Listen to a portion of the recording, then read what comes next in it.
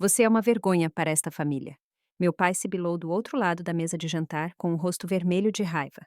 Sua irmã vai se casar e você vai pagar por tudo, cada centavo. Eu sou Beatriz Arantes, e foi assim que descobri que a minha generosidade tinha feito de mim uma piada por 8 anos. Naquela noite, meus pais exigiram que eu assumisse o custo do casamento da Amanda em 30 dias. Quando hesitei, minha mãe bateu com a mão aberta na mesa. Se você não apoiar esta família, então vá embora e não volte mais.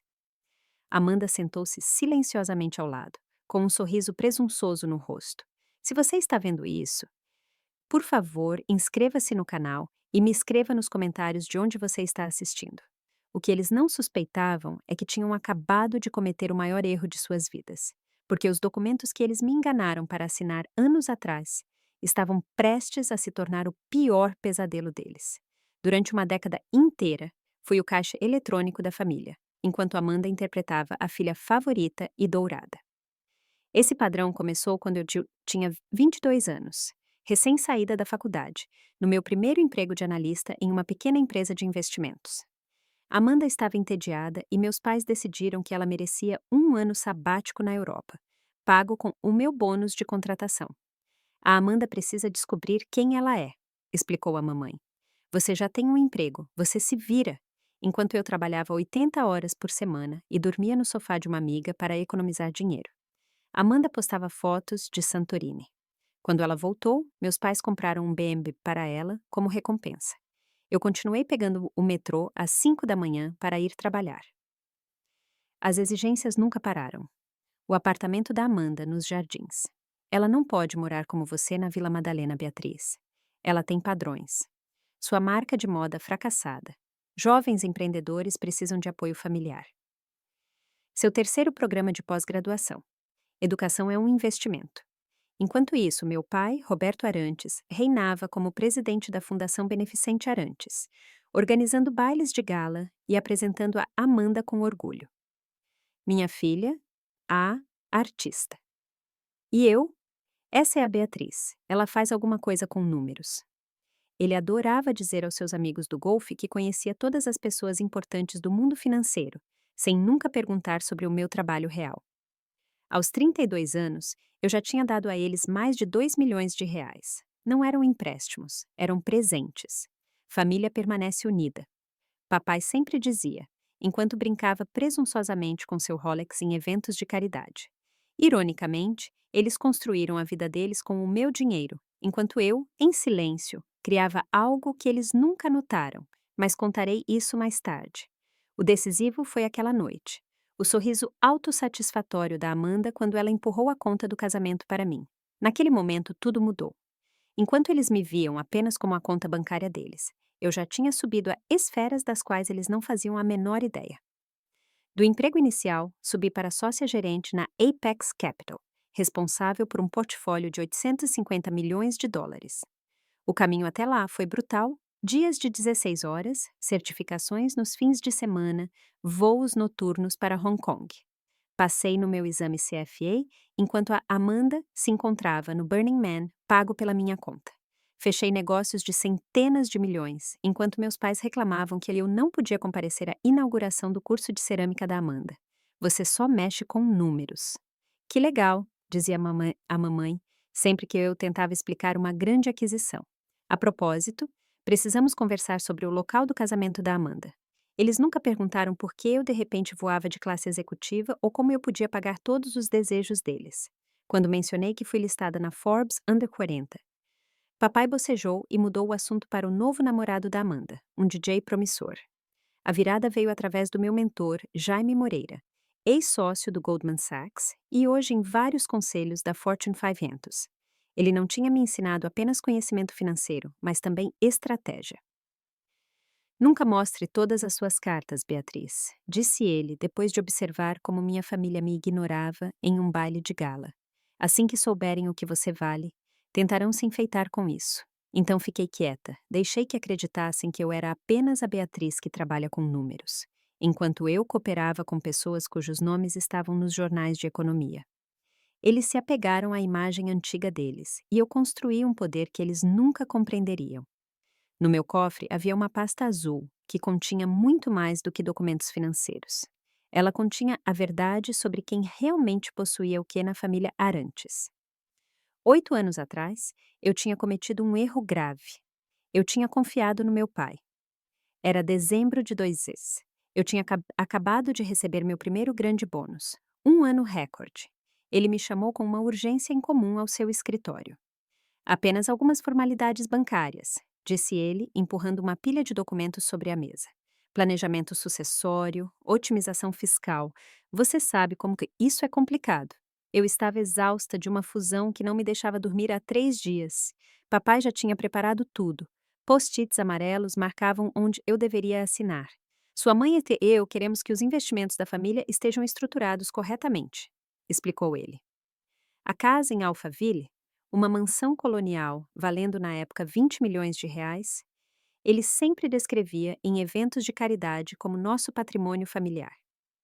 Iniciais aqui, assine aqui. Ele apressava, sem me dar tempo para ler. Quando tentei olhar mais de perto, ele ficou impaciente. Beatriz, você confia no seu pai ou não? Eu faço isso há 30 anos. Então coloquei minha assinatura em 7 documentos. A pasta azul desapareceu no arquivo dele naquela época e eu voltei para o meu apartamento, convencida de ter apenas ajudado meu pai com alguma otimização fiscal da família. Por 8 anos, esse momento me perseguiu como uma sombra. Por que ele tinha insistido tanto? Por que minha mãe estava parada na porta observando tudo tão nervosa? Por que eles desconversavam toda vez que eu perguntava sobre a hipoteca da casa? A resposta estava no meu cofre há meses. Uma cópia dos documentos que eu tinha conseguido 6 meses atrás, depois que algo me pareceu estranho na última emergência financeira deles. No entanto, nunca os tinha aberto, por medo do que poderia encontrar neles. Os planos de casamento da Amanda eram um exemplo clássico de desperdício desmedido. O terraço Itália, andares acima de São Paulo, cheio de esplendor Art Deco e vistas panorâmicas. 350 convidados, todos contatos sociais cuidadosamente cultivados pelos meus pais. Flores do Equador, trazidas de avião toda semana. Um vestido Vera Wang feito sob medida por 80 mil reais, mais do que muitas pessoas ganham num ano. É o meu grande dia, declarou Amanda no jantar, empurrando a lista detalhada de custos para mim, como se estivesse apresentando um contrato comercial. Você me deve isso depois de todos os anos em que faltou às festas de família. A audácia era inacreditável. Eu tinha perdido esses eventos porque estava trabalhando para ganhar exatamente o dinheiro que eles gastavam sem pensar. Na cabeça da Amanda, no entanto, moldada pela eterna narrativa dos nossos pais, eu era a irmã egoísta que colocava a carreira acima da família. O cúmulo. Ela já tinha feito pagamentos de entrada em todos os lugares. 20 mil aqui, 15 mil ali. Na crença firme de que eu pagaria tudo. A organizadora do casamento tinha até contatado meu escritório para confirmar as datas de pagamento da senhorita Arantes. É só dinheiro, disse a mamãe, afagando a mão da Amanda. A Beatriz tem o suficiente, não é, querida? A conta total. 1,5 milhão de reais, com vencimento em 30 dias. A data, Réveillon, apenas 10 semanas distante. Cada fornecedor já estava informado de que Beatriz Arantes, a especialista financeira de sucesso, pagaria todas as contas. Olhei para a lista, vi o sorriso satisfeito do meu pai, o olhar exigente da minha mãe. Amanda já estava ocupada rolando a tela por resorts de lua de mel, convencida de que sua fonte de dinheiro pessoal entregaria novamente. Eles não suspeitavam que tinham acabado de iniciar o seu próprio fim. O jantar foi encenado como uma aquisição hostil de empresa. Percebi isso quando cheguei e a planejadora de casamento da Amanda já estava sentada lá à mesa. Notebook aberto, portais de pagamento prontos. Aquilo não era um jantar em família, era uma emboscada. Papai estava na cabeceira da mesa como em uma apresentação de conselho. Vamos discutir isso como adultos, anunciou ele e abriu uma apresentação de PowerPoint real com o título. Suas obrigações familiares. Os slides eram absurdos. Ele tinha listado cada despesa familiar desde o nascimento da Amanda, com a conclusão de que eu supostamente tinha contribuído muito pouco por anos. Havia gráficos, cronogramas, até um plano de 5 anos para futuros investimentos familiares. Você ganha 7 dígitos, Beatriz, explicou ele no tom de um homem que revela informações secretas.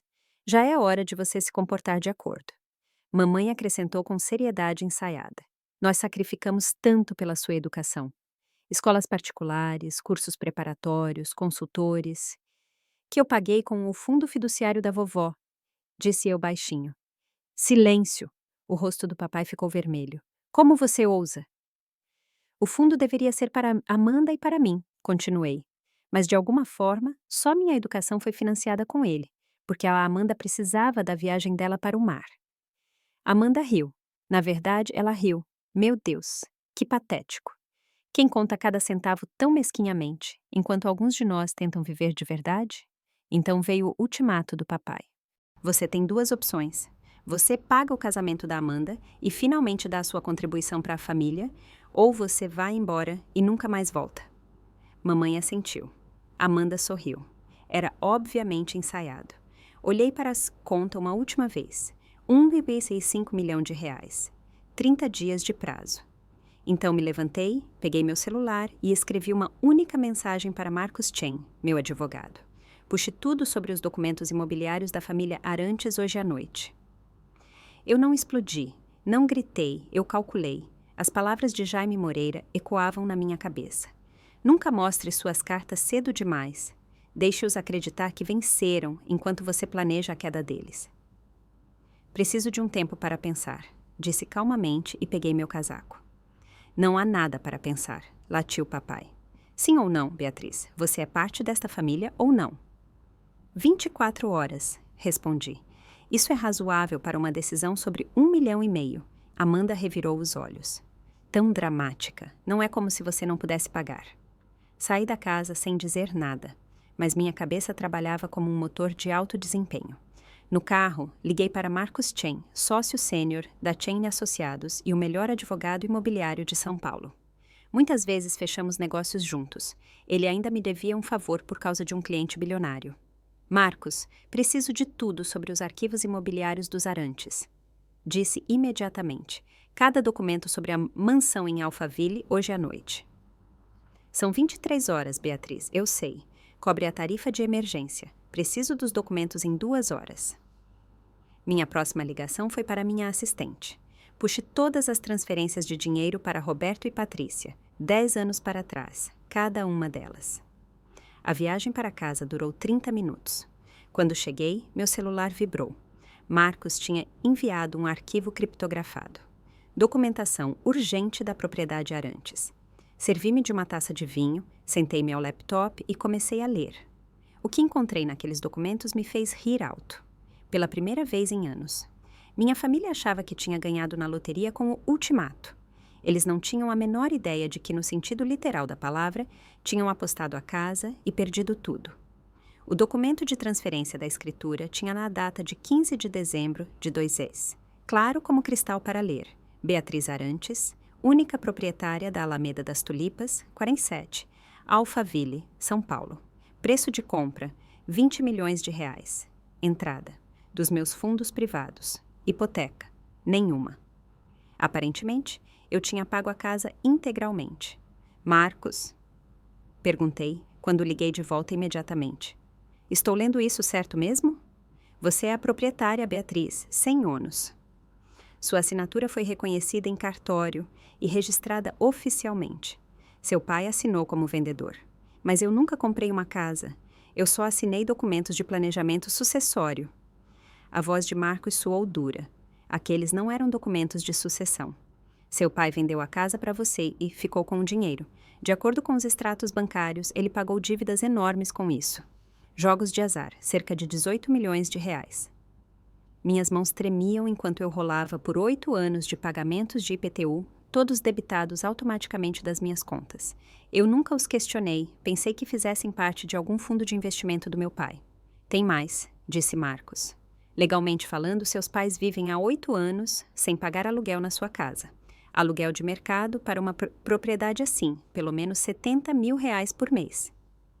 Isso são milhões de reais em aluguéis atrasados. Podemos provar isso? Tudo é visível publicamente. A escritura, a transferência, os pagamentos de impostos. Seu pai cometeu fraude, tecnicamente, mas a venda em si é vinculativa. Você é a proprietária. Olhei fixamente para os documentos. Anos cheios de enganos. 8 anos em que viveram na minha casa e ao mesmo tempo esperavam que eu financiasse o estilo de vida deles. 8 anos em que me pintaram como egoísta, enquanto me roubavam. Marcos, disse baixinho, por favor, redija um aviso de despejo, prazo de 30 dias, e calcule o aluguel atrasado, com juros. Beatriz, são seus pais. Eles me deram um ultimato, só estou devolvendo. Imagine descobrir que sua família mora na sua casa há anos e ao mesmo tempo te trata como uma estranha. Se isso te toca, inscreva-se no canal e ative o sininho. Muitos de vocês conhecem essa sensação de serem usados. Escreva nos comentários se você já teve que estabelecer limites. Sua experiência pode ajudar outros a se sentirem menos sozinhos. Mas voltando ao que aconteceu depois. 3 dias após a noite da escalada, recebi um e-mail surpreendente. O convite para o baile de gala anual da Fundação Beneficente Arantes no dia 15 de novembro no Hotel Rosewood. Mas desta vez, eles me queriam como convidada de honra e oradora, como figura simbólica para jovens especialistas financeiras de sucesso. A ironia era deliciosa. Esse evento era a joia da coroa do papai, seu momento de trono pessoal diante da alta sociedade paulistana. 400 VIPs, presença da mídia, transmissão ao vivo para doadores no mundo todo e agora eu deveria estar no palco. Liguei para Jaime Moreira, que fazia parte do conselho da fundação. Isso foi ideia sua? Seu pai se gaba há anos. Que ele é responsável pelo seu sucesso na Apex Capital, disse Jaime. Alguns membros do conselho queriam finalmente conhecer a verdadeira Beatriz Arantes. Além disso, a Apex acabou de prometer $250 mil como patrocinadora platina. Você aprovou isso. Olhe nos seus e-mails do mês passado. Lembrei-me vagamente disso. O ano tinha sido agitado. Beatriz, continuou Jaime, Roberto fala constantemente sobre valores familiares, riqueza geracional, promoção de jovens talentos. O conselho quer que você fale sobre liderança jovem no setor financeiro. Perfeito. Papai teria que me anunciar, ficar sorrindo ao meu lado enquanto eu roubava o show dele. Ele não podia recusar sem ter que explicar por que sua filha supostamente tão celebrada de repente era indesejada. Liguei para Marcos. Você consegue ter os papéis de despejo prontos até 15 de novembro? São 2 semanas. Eu sei. E Marcos? Por favor, monte uma apresentação completa. Documentos, linha do tempo, todas as provas. Nível sala de conselho. O baile de gala deveria ser o palco onde a verdade viria à tona. A imagem do meu pai como benfeitor generoso foi, afinal, construída com o meu dinheiro e a minha casa. Hora de cobrar a conta. O ataque familiar começou imediatamente depois que eu disse que pensaria a respeito. Amanda abriu a ofensiva. Uma mensagem em massa para todos os parentes, com capturas de tela dos locais do casamento, acompanhada de uma história comovente sobre como eu estava destruindo o dia dos sonhos dela. Beatriz ganha milhões e não me apoia nem para um dia feliz, escreveu ela. Que tipo de irmã? Em questão de horas, tia Margarete ligou. Sua mãe está chorando, Beatriz. Como você pode ser tão sem coração? Então começou a propaganda de culpa diária da mamãe. Mensagens de voz às 6 da manhã. Não consegui dormir. Me pergunto como falhamos como pais. Mensagens à meia-noite. A pressão arterial do seu pai está perigosamente alta. O médico diz que é estresse. Papai apostou em táticas de ameaça corporativa. Cartas oficiais com o cabeçalho da fundação, nas quais ele insinuava que eu estava colocando em risco a reputação da família. Até um advogado amigo enviou uma ameaça vaga sobre deveres familiares segundo a lei brasileira. Mas a próxima ação da Amanda foi a mais reveladora. Ela enviou a conta real da planejadora de casamento diretamente para o meu escritório, marcada como urgente, pagamento necessário, se não cancelamento. Ela tinha me colocado como fiadora sem o meu conhecimento. Minha assistente me alertou. Beatriz, este documento contém uma assinatura falsificada sua. Isso é fraude. Fraude real. Logo depois, a planejadora de casamento ligou, visivelmente irritada. Senhorita Arantes, sua irmã disse que a senhora tinha aprovado o pacote premium. Só as flores agora estão em R$160 mil. Eu não aprovei nada, respondi calmamente. Por favor, envie todos os contratos e qualquer comunicação diretamente para o meu advogado, Marcos Chen. Na mesma noite chegou uma mensagem da Amanda. Você está estragando tudo de novo. Todo mundo sabe como você é egoísta. Até a família do Bruno te acha patética. Bruno, o namorado de Jay, que a tinha pedido em casamento com um anel suspeitamente parecido com o que tinha desaparecido da caixa de joias da mamãe no ano passado. Mas guardei isso para mim. 48 horas antes do baile, Marcos e eu estávamos sentados em sua sala de conferências, cercados de documentos. A mesa maciça cheia de pastas, abas, material probatório como em um processo judicial. Prova A, disse Marcos e levantou a escritura. Transferência de propriedade, 15 de dezembro de 2016. Reconhecida em cartório, incontestável. Prova B, 8 anos de pagamento de IPTU, todos das suas contas. Total de 1,4 milhão de reais. Prova C, análise comparativa de aluguel. Estimativa conservadora de 20 mil mensais. Soma em aberto de quase 2 milhões. Prova D, os contratos de casamento falsificados em seu nome. Ele tinha reunido tudo em um portfólio de couro e, a meu pedido, preparado uma apresentação em PowerPoint. Precisa, profissional, devastadora. Com isso, você poderia arruiná-los completamente, disse Marcos baixinho.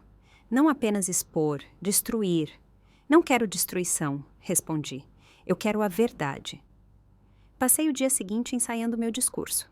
Não aquele que o conselho da fundação esperava, mas um sobre verdadeiros valores familiares, responsabilidade e a linha tênue entre generosidade e exploração. À noite, Jaime Moreira ligou. Seu pai está se gabando a semana toda com a sua participação. Ele diz que está orgulhoso por você finalmente retribuir algo à comunidade. E o casamento? Perguntei. Tema constante. Ele conta para todo mundo que vai organizar o casamento do ano para a Amanda. Vários membros do conselho estão convidados. Perfeito. Quanto mais alto o castelo de cartas dele, mais espetacular seria o desabamento. Peguei o aviso de despejo que Marcos tinha preparado. Prazo de 30 dias. Mas a visão dos meus pais como inquilinos e eu como proprietária ainda parecia tão surreal. Então meu celular vibrou. Uma mensagem da mamãe. Nos vemos no baile, querida. Seu pai preparou uma introdução maravilhosa. Por favor, vista algo apropriado.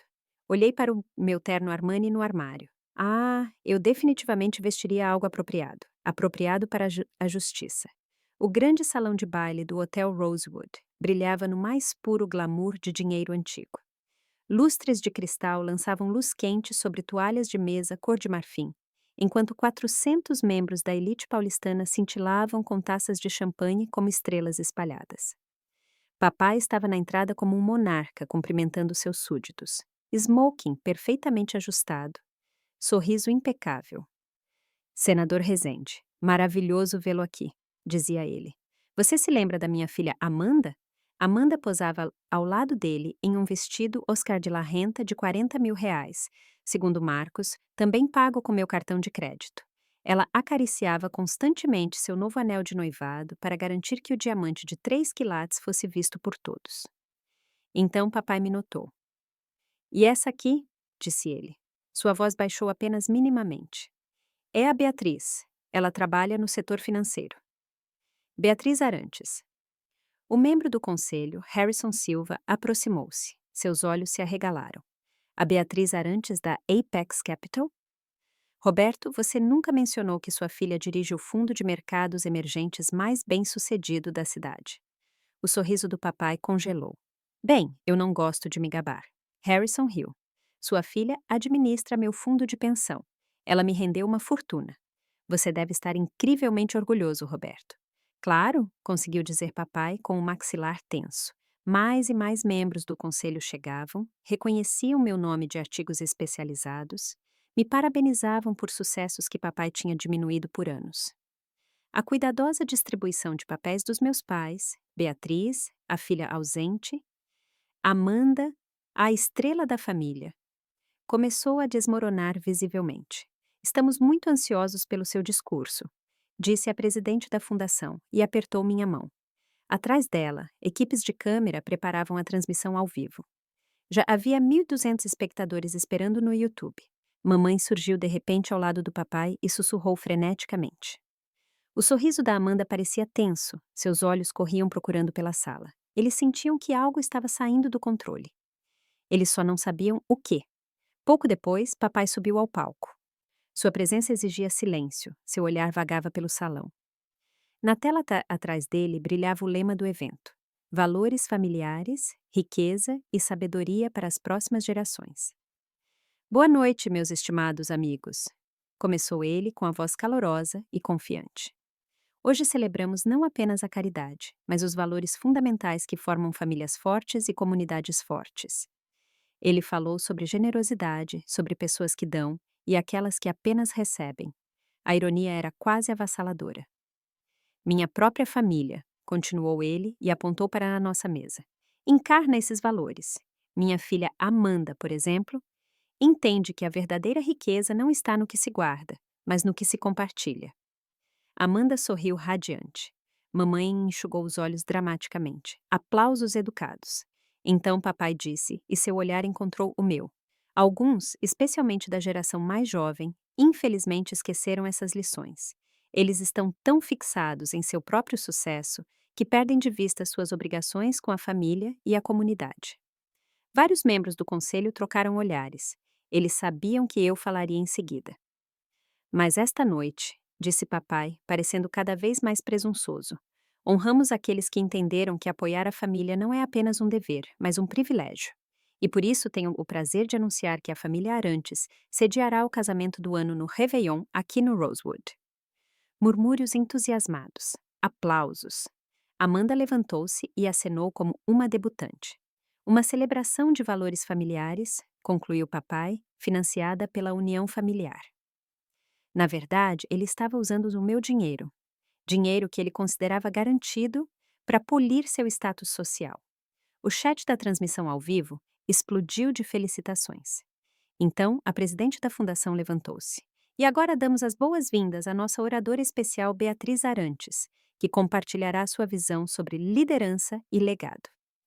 O sorriso do papai congelou quando caminhei até o palco com minha pasta de couro na mão. Peguei o microfone com a calma que conhecia de inúmeras salas de diretoria. Obrigada, presidente Williams. E obrigada, pai, por essas palavras inspiradoras sobre generosidade e valores familiares. O público sorriu com expectativa. Todos esperavam um discurso comovente da filha. Gostaria de contar uma história sobre verdadeira generosidade. Comecei e abri a pasta. Há 8 anos, assinei documentos que acreditava servirem para planejamento sucessório. Confiei totalmente no meu pai. Atrás de mim, a tela mudou. Marcos já tinha iniciado a apresentação na área técnica. O que eu realmente assinei, disse eu, enquanto a escritura aparecia, foi um contrato de compra e venda. Eu comprei a casa dos meus pais por 20 milhões de reais. Um murmúrio de horror percorreu a sala. Papai levantou-se pela metade, mas sentou-se novamente quando as câmeras se viraram para ele. Há 8 anos, meus pais vivem sem pagar aluguel na minha casa e, ao mesmo tempo, exigem que eu financie todo o estilo de vida deles. Hoje à noite, eles me pediram para pagar adicionalmente 1,5 milhão de reais pelo casamento da minha irmã, enquanto moram na minha propriedade. Na tela apareceram os registros do cartório, pagamentos de impostos, a escritura original. Tudo público, tudo claro. Não se trata apenas de dinheiro aqui, disse eu calmamente, embora se pudesse ouvir claramente o choro da mamãe. Trata-se de verdade, da distinção entre generosidade genuína e exploração, de pais que não veem seu filho como um ser humano, mas como uma fonte de renda.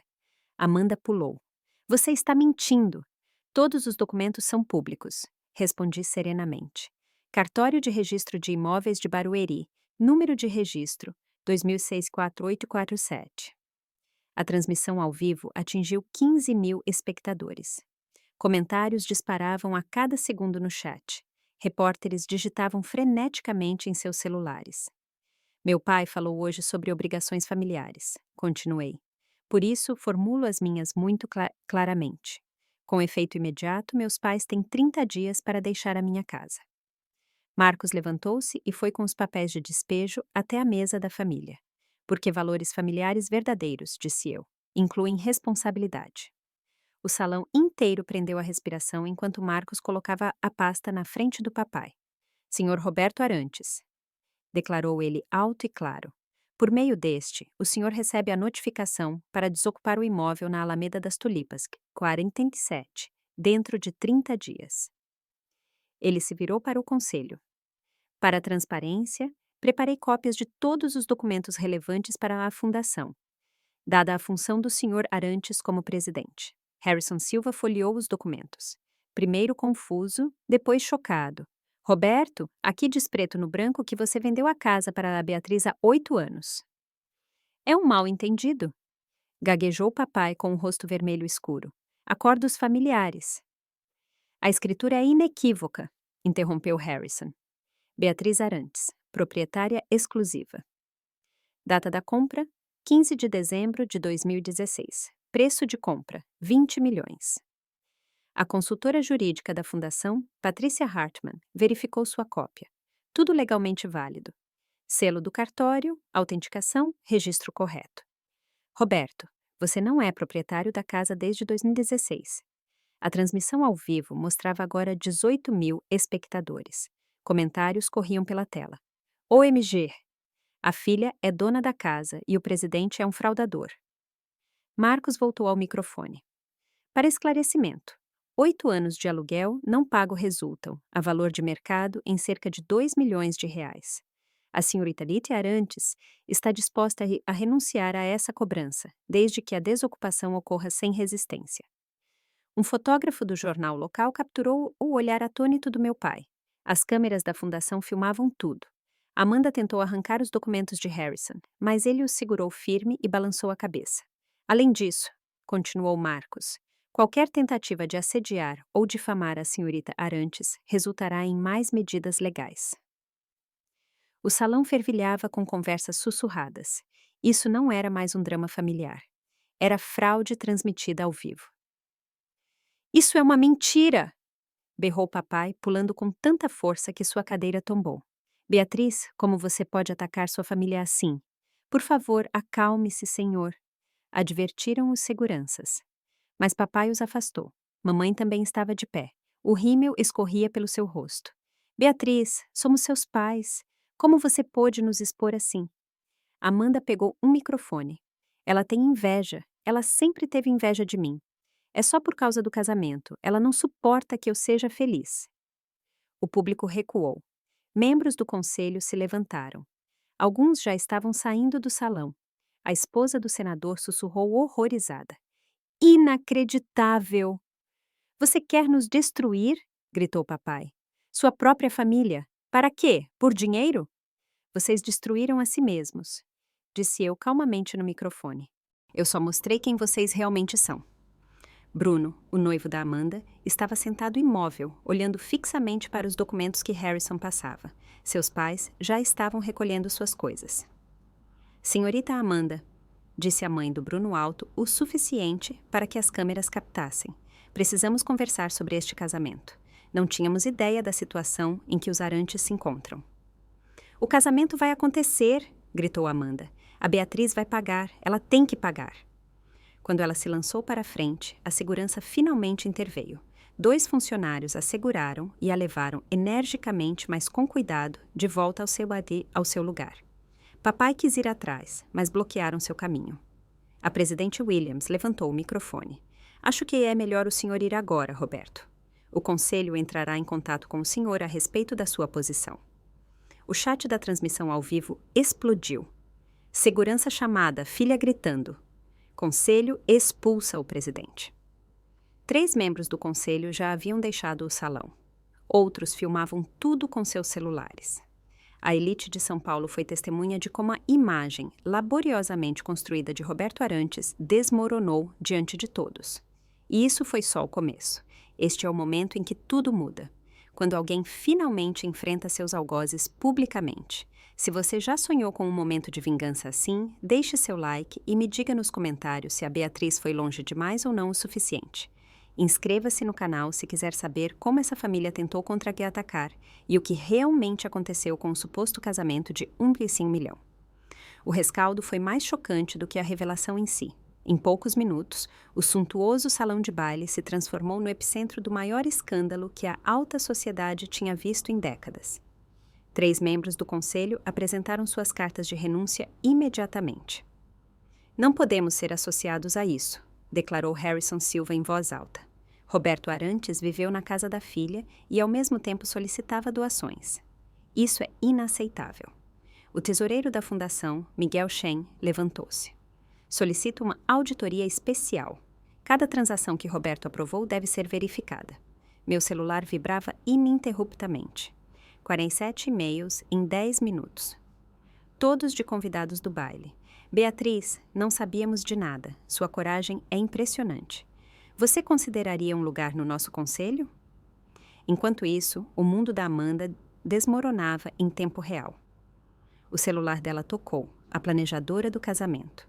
Amanda atendeu acidentalmente no viva voz. Senhorita Arantes, acabei de ver as notícias. Sem pagamento garantido, precisamos cancelar todos os acordos imediatamente. Não, soluçou Amanda, mas a chamada já tinha sido encerrada. Os pais de Bruno vieram à nossa mesa. A mãe dele falou sem rodeios. O noivado está desfeito.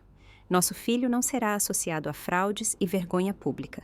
Bruno tirou silenciosamente o anel do dedo da Amanda e saiu do salão com seus pais. Amanda desabou chorando. Uma repórter social do jornal local digitava como se estivesse em transe. 1 hora depois, o artigo apareceu. Castelo de Cartas. Presidente da Fundação Beneficente desmascarado. Filha revela fraude imobiliária de 8 anos em baile de gala. A transmissão ao vivo tinha registrado tudo. 32 mil espectadores e o número só aumentava. No final, tornou-se o vídeo mais assistido no canal do YouTube da Fundação. Infelizmente para o papai, a presidente Williams foi novamente ao microfone. Senhoras e senhores, pedimos desculpas pela interrupção. A Fundação iniciará uma investigação abrangente. Obrigada pela paciência e apoio. Mas era tarde demais. A reputação de Roberto Arantes estava em cacos e todos viram. As 48 horas seguintes foram uma lição sobre consequências. A imprensa colocou a história na primeira página. Chefe de fundação de caridade vivia na casa da filha, exigindo dinheiro ao mesmo tempo. Ao meio-dia, a suspensão era oficial. A fundação publicou uma declaração. Roberto Arantes foi afastado até segunda ordem até que todas as atividades financeiras de seu mandato sejam auditadas. O golpe atingiu a Amanda com mais força. O local do evento não apenas cancelou o casamento, mas também reteve o depósito de R$100 mil, já que o contrato era inválido devido à assinatura falsificada. Florista, fotógrafo, banda, todos cancelaram. Em 2 dias, seu casamento dos sonhos tinha se desintegrado completamente. Os vizinhos reagiram rápido. Os Ribeiros, conhecidos de longa data dos meus pais, devolveram a chave da casa. Queremos nos distanciar dessa situação. O Country Club suspendeu a filiação do papai por comportamento impróprio. 17 parentes me ligaram. A família estava dividida, alguns chocados com a fraude dos meus pais, outros me acusavam de ter ido longe demais. A mensagem da prima Sara refletia o humor geral. Sempre nos perguntamos como o tio Roberto podia pagar esse estilo de vida. A transmissão ao vivo do baile alcançou finalmente 127 mil visualizações. Comentários. Melhor vingança de todos os tempos. É por isso que não se mexe com gente de finanças. Um TikTok com o grito do papai. Isso é uma mentira. Teve 1000 curtidas em 6 horas. Marcos me encaminhou então um e-mail da Receita Federal. Estamos iniciando uma auditoria das declarações de imposto de renda de Roberto Arantes dos últimos 8 anos, especialmente em relação a receitas não declaradas da venda de imóveis. Cada mentira, cada manipulação, cada ano de exploração, tudo desabou sobre eles ao mesmo tempo e não havia mais ninguém a quem pudessem culpar. O primeiro ato de desespero veio do advogado do papai. Uma carta com uma proposta de mediação para resolver o mal-entendido familiar. Significado: eles entraram em pânico. A primeira proposta era um insulto. Roberto reconhece a propriedade de Beatriz desde que ela permita que continuem como inquilinos abaixo do valor de mercado. Eu nem respondi. Mamãe me deixou 23 mensagens de voz em 3 dias, cada uma mais desesperada que a anterior. Beatriz, por favor, estamos sendo destruídos publicamente. Os vizinhos não falam mais com a gente. Seu pai não pode aparecer no clube de golfe. Por favor, me ligue de volta. Amanda escolheu outra estratégia: ameaça. A mensagem da Amanda começou com uma ameaça. Vou contar a todos sobre aquela coisa da faculdade. Quando você... Mas... Marcos reagiu imediatamente e enviou uma advertência com a indicação clara de que difamação tem consequências legais graves. Então veio uma revelação que até a mim surpreendeu. A família do Bruno tinha contratado um detetive particular como parte dos preparativos do casamento para verificar os antecedentes da Amanda. O investigador compartilhou seus resultados com Marcos. Amanda tinha pegado dinheiro dos meus pais por anos, enquanto acumulava dívidas gigantescas de cartão de crédito. 400 mil reais distribuídos em 12 cartões. O casamento suntuoso deveria impressionar a família rica do Bruno. Um investimento para garantir um futuro financeiro. Sua irmã planejava declarar falência pessoal logo após o casamento, explicou Marcos. Então a família do Bruno teria que arcar com as dívidas dela. A mãe do Bruno me ligou pessoalmente. Obrigada, Beatriz. Você salvou meu filho de um desastre. Nós tínhamos suspeitas. Mas sua revelação confirmou tudo. A última tentativa desesperada veio do papai pessoalmente, apesar da ordem de restrição de contato. Ele apareceu sem avisar no meu escritório. A segurança o escoltou para fora enquanto ele gritava: "Eu sou seu pai, você me deve respeito." O vídeo de segurança, que logo depois foi parar nas redes sociais, viralizou imediatamente. Os comentários foram impiedosos e precisos. Respeito se conquista, não se exige. Enquanto minha família afundava, minha carreira disparava. Em uma semana, 3 grandes clientes entraram em contato com a Apex Capital. Todos queriam trabalhar exclusivamente comigo.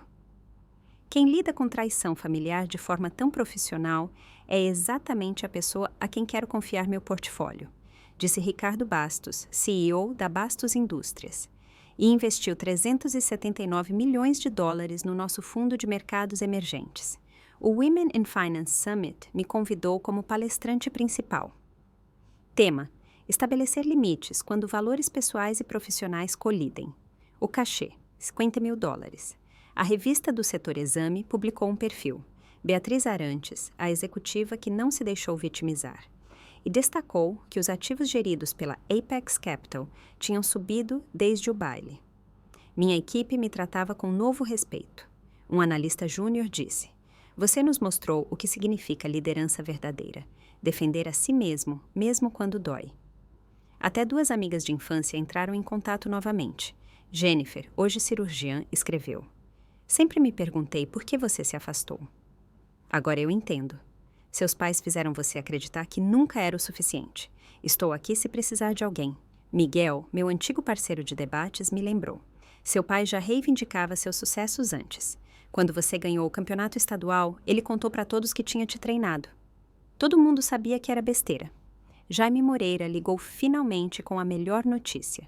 O conselho quer te oferecer um assento na Fundação Arantes. Eles precisam de alguém com integridade real para reconstruir a confiança perdida."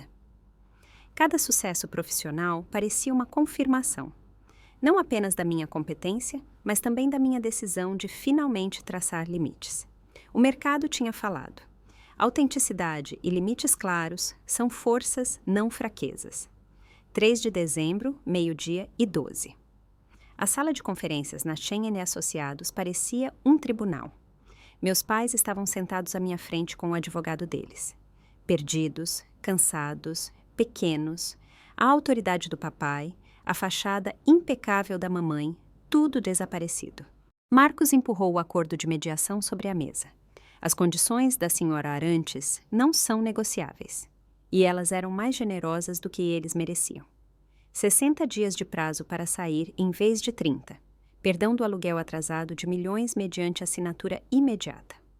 Nenhuma denúncia criminal por fraude. 6 meses de proibição de contato. Terapia familiar obrigatória antes de qualquer contato futuro.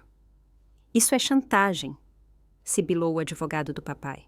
"Isso é clemência", corrigiu Marcos. "Em caso de processo criminal, há risco de pena de prisão." Papai segurou o documento com as mãos trêmulas.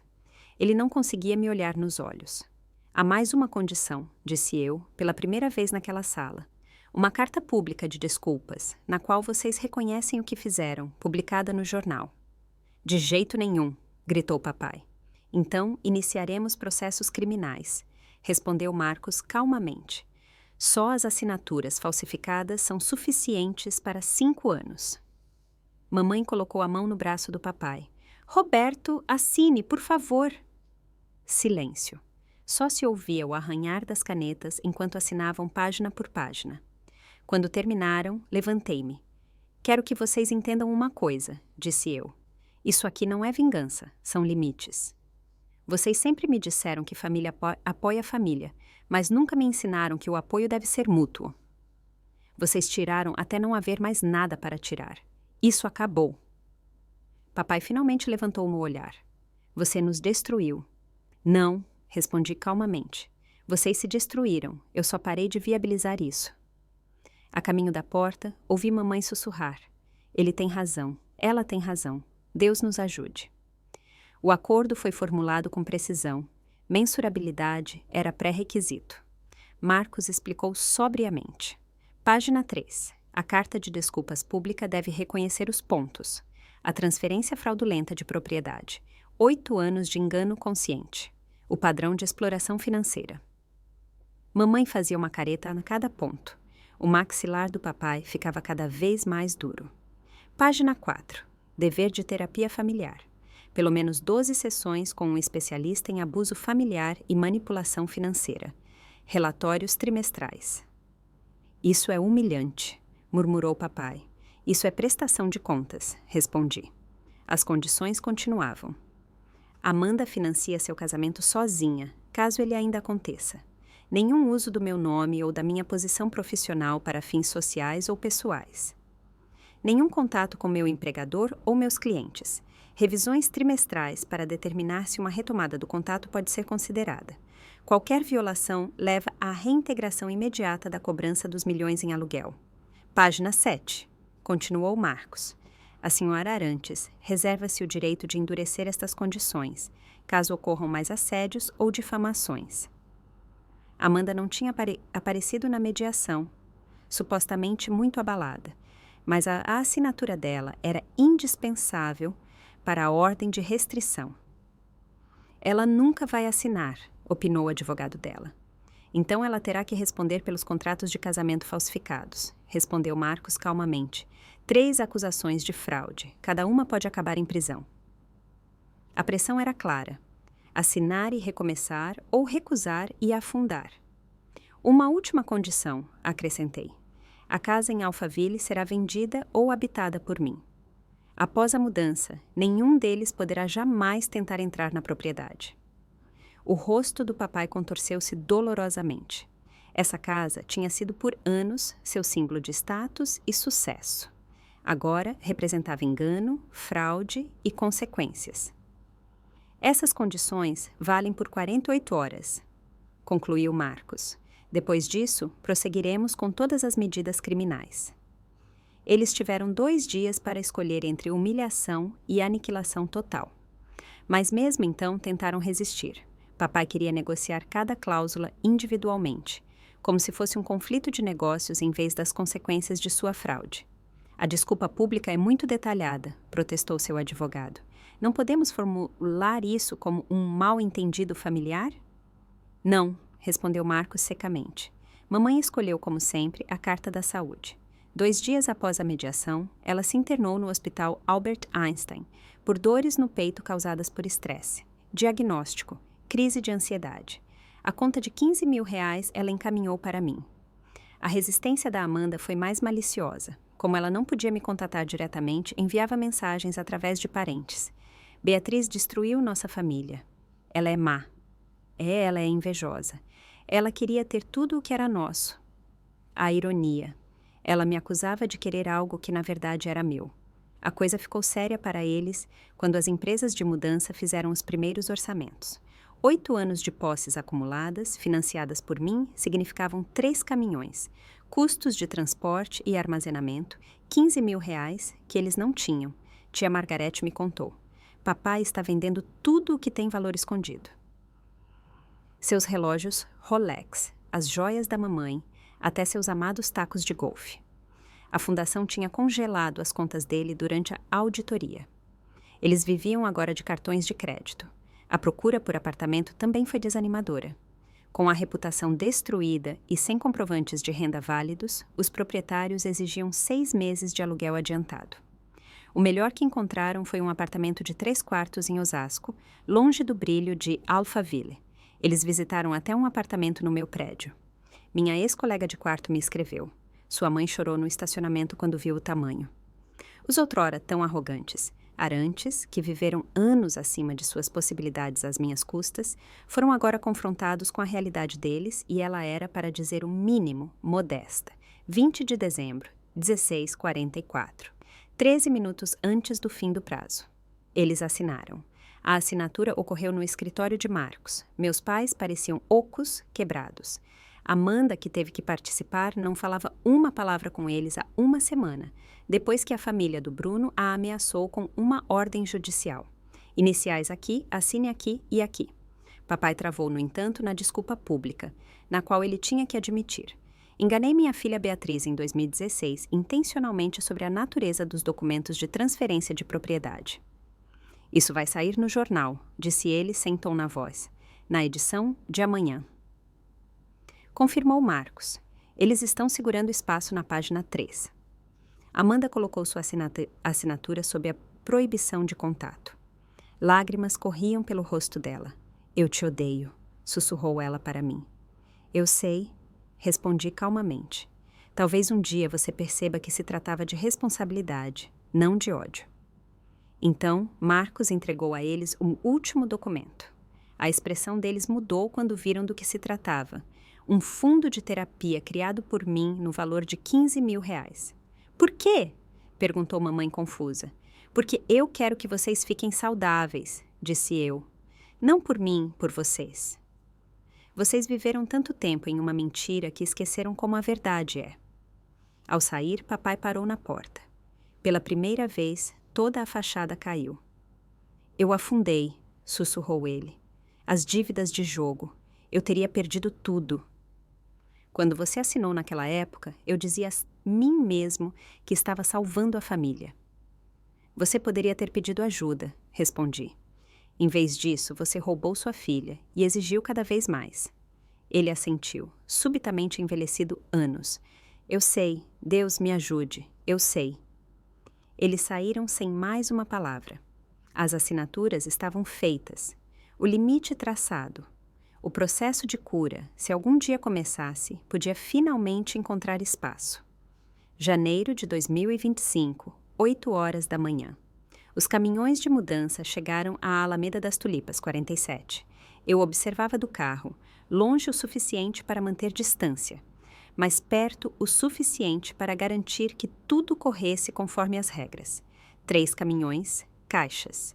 Uma vida inteira de aparência e fraude sendo empacotada. A empresa de mudanças trabalhava de forma eficaz. Para eles era apenas um trabalho. Eles não sabiam que estavam desmontando uma casa de mentiras. Marcos me informou sobre o novo dia a dia deles. Um apartamento de 3 quartos em Osasco, R$ 2.200 de aluguel. Papai tinha aceitado uma pequena atividade de consultoria, pouco mais que um bico. Mamãe vendia suas bolsas de grife em brechós. Amanda tinha voltado a morar com eles depois de ter sido despejada do apartamento dela por falta de pagamento. Vizinhos olhavam das janelas e calçadas, os ribeiros no jardim, fingindo podar rosas de inverno. 8 anos de prestígio social, desfeitos em 8 horas de empacotamento. Às 16 horas, o chefe da empresa de mudanças reportou a Marcos. Família foi cooperativa, sem ocorrências, imóvel desocupado e limpo conforme combinado. À noite, andei pela casa. Pela primeira vez, parecia realmente o meu lar. Os rastros deles ainda estavam por toda parte como sombras. A marca funda na poltrona favorita do papai, as rosas da mamãe no jardim, os desenhos antigos da Amanda que ainda estavam na geladeira. Não guardei nada disso. Os móveis seriam doados, itens pessoais armazenados até que um dia eles fossem capazes de buscá-los. A casa seria reformada. Um recomeço, um lugar honesto, livre de mentiras. Na sala que costumava ser o escritório do papai, encontrei uma foto de família de 2015. Antes da fraude, antes do roubo. Nós parecíamos felizes. Talvez até fôssemos, por um breve momento. Coloquei a foto em uma caixa com a etiqueta armazenamento. Talvez um dia tivesse significado novamente, mas não hoje. 15 de junho de 2025. 6 meses se passaram desde o baile que mudou minha vida. O café neutro em um shopping tranquilo. Público o suficiente para ser seguro, mas privado o suficiente para uma conversa honesta. Eles pareciam diferentes, menores, mais exaustos. Os cabelos do papai estavam completamente grisalhos. A fachada impecável da mamãe, que ela usou por anos, tinha desaparecido. Amanda não tinha aparecido. Ela se recusava, ainda presa em sua raiva. "Olá, Beatriz", disse mamãe baixinho. "Obrigada por ter vindo." Marcos tinha confirmado que eles haviam completado 14 sessões de terapia. A terapeuta deles, doutora Patrícia Henley, relatou progressos significativos, especialmente em reconhecer o padrão deles de exploração financeira e senso de direito. "Como vocês estão?" perguntei e falei sério. "Estamos nos mantendo à tona", respondeu papai honestamente. "Estou trabalhando, vamos à terapia, estou aprendendo coisas sobre mim que antes não queria ver." Seu novo honorário de consultoria era baixo, uma fração do seu antigo padrão de vida, mas ganho honestamente. Mamãe trabalhava agora meio período em uma pequena boutique, seu primeiro emprego em 30 anos. "E a Amanda?" perguntei. Mamãe suspirou. "Ela está mal. Está com raiva do mundo todo, só não de si mesma. Ela trabalha no varejo e mora conosco de novo. O casamento nunca aconteceu. A família do Bruno ameaçou com medidas legais caso ela entre em contato novamente." Conversamos exatamente 1 hora, o limite de tempo que eu tinha estabelecido. Eles não pediram dinheiro, não manipularam. Não alimentaram culpa, era progresso. "E a casa?" perguntou papai com cuidado. "Está sendo reformada", disse eu. "Mudo no mês que vem." Ele assentiu. Algo como aceitação estava no olhar dele. "É linda. Você será feliz lá." Quando nos despedimos, mamãe me entregou um envelope. "Não esperamos que você leia, mas queríamos que você tivesse." Mais tarde, eu o abri. Dentro havia uma carta. Uma desculpa real, não a pública, a que foram legalmente obrigados, mas um reconhecimento privado e honesto da dor que tinham causado. Era um começo, apenas um pequeno começo, mas mais do que eu esperava. Hoje entendo o que toda essa jornada realmente me ensinou. Família não significa obrigação a qualquer preço. Família significa respeito mútuo, cuidado verdadeiro. O amor não se compra, nem se exige e não surge automaticamente do DNA compartilhado. O mundo profissional tinha abraçado completamente a minha história. Eu falava agora em 3 conferências sobre liderança e limites saudáveis. Cada vez, a palestra terminava com aplausos de pé. A mensagem tocou um nervo. Às vezes, a coisa mais amorosa que se pode fazer é não continuar possibilitando um comportamento disfuncional. "Você me permitiu dizer não", me disse uma jovem executiva após minha palestra. "Minha família me chama de egoísta só porque estabeleço limites. Sua história me mostrou que isso é a projeção deles, não a minha realidade." Alguns parentes entenderam. A prima Sara começou a fazer terapia depois de testemunhar o colapso da nossa família. "Se o tio Roberto pôde mentir para você por 8 anos, em que mentiras talvez eu acredite sobre a minha própria vida?" perguntou ela uma vez. Outros, no entanto, não. Tia Margarete ainda me envia cartões de aniversário endereçados à filha que destruiu nossa família. Eu os entrego à minha terapeuta. Ela coleciona mensagens familiares tóxicas. Aparentemente, isso é bastante comum. A verdade é que não destruí minha família. Eu tornei visível o que já estava quebrado há muito tempo.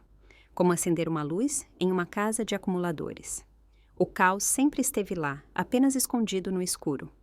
Minha família escolhida, amigos que celebravam meu sucesso sem esperar nada em troca, colegas que respeitavam meus limites. Jaime Moreira, que me apoiou sem me manipular. Todos eles me mostraram como é a verdadeira conexão. Família são as pessoas que querem a sua felicidade sem ter que controlá-la, disse a doutora Henley durante nossa única sessão conjunta. Meus pais assentiram na época, a primeira vez que uma faísca de entendimento se tornou visível. Não celebro o que aconteceu, mas também não me arrependo. Às vezes, a maior forma de amor consiste em ensinar às pessoas que o amor não é medido pelo quanto se pode tirar, mas pelo que se está disposto a dar, sem reivindicação, sem exigência. A casa reformada mal lembrava o museu de fachada que fora antes. Derrubei paredes, no sentido literal e figurado. Os móveis escuros e pesados tinham desaparecido. Formas leves, linhas claras definiam agora os ambientes. O antigo escritório do meu pai era agora uma biblioteca, cheia de livros sobre psicologia, finanças e relacionamentos saudáveis. Toda quinta-feira eu convidava meu verdadeiro círculo familiar. Amigos que me apoiaram, colegas que se tornaram confidentes, até a doutora Anne Henley, que entretanto se tornara uma conselheira importante. A sala de jantar, onde outrora o amargo ultimato fora pronunciado, enchia-se agora de risadas verdadeiras. O valor da casa tinha subido para 25 milhões de reais após as reformas, mas o verdadeiro valor não estava nos números. Tinha se tornado um lar baseado na verdade, não em mentiras. Meu trabalho de caridade continuava, desta vez, porém, em uma organização que ajuda jovens adultos a escapar da dependência financeira e do abuso familiar. Em apenas 6 meses, acompanhamos 43 pessoas e ensinamos a reconhecer a manipulação disfarçada de amor. Meus pais reconstruíam lentamente a vida deles. Papai frequentava um grupo de apoio para viciados em jogos. Mamãe trabalhava como voluntária em um brechó. Pela primeira vez, ela entendia o valor do dinheiro de verdade. Amanda continuou sendo Amanda. Mas esse era o caminho dela, não o meu. A porta para a reconciliação permanecia aberta, mas apenas sob condições claras. Uma parede de vidro entre nós. Transparente, mas impossível de atravessar sem respeito mútuo e honestidade. Certa noite, enquanto cozinhava para amigos na minha cozinha, tive uma compreensão profunda. Eu não tinha apenas recuperado minha casa, eu tinha reconquistado minha vida. Cada quarto, cada decisão, cada relacionamento estava agora sobre um alicerce de verdade, pois às vezes o maior presente para a própria família consiste em mostrar-lhes limites. E o maior presente para si mesmo consiste em reconhecer que se merece algo melhor do que ser o cartão bancário ambulante da família. A casa era minha vida era minha, e o futuro, finalmente, também. Obrigada por assistir à história da Beatriz sobre como se impor contra o abuso financeiro na família. Se você se identifica com essa narrativa, inscreva-se no canal e ative o sininho para mais histórias sobre autoestima e limites saudáveis. Compartilhe este vídeo com alguém que precisa ouvir que não há problema em dizer não, até mesmo para a própria família. O que você teria feito no lugar da Beatriz? Escreva abaixo nos comentários e lembre-se: não se pode servir a partir de um copo vazio. Às vezes, a ação mais amorosa é ensinar aos outros como devem tratar você. Até a próxima!